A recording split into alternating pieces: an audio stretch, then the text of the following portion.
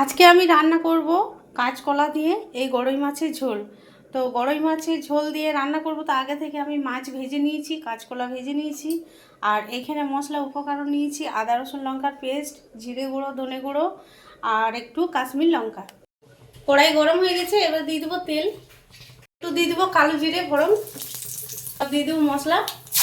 আমি হলুদ আর সব কিছু দিয়ে দিয়েছি। এবার ভালো করে মশলাটা কষিয়ে নেবো। দিয়ে দিচ্ছি নুন পরিমাণে 1 চামচ। তোমরা ঝোল যেরকম করবে সেরকম পরিমাণে নুন দিয়ে দিবে।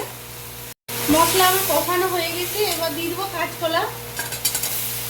ভালো করে আমি কষে নেবো মশলার সাথে। কাঁচকলা কষানো হয়ে গেছে, এবার দিয়ে দেবো জল। কালারটা দেখো কত সুন্দর হয়েছে। ঝোলটা ফুটে গেছে, এবার আমি মাছটা দিয়ে দিচ্ছি।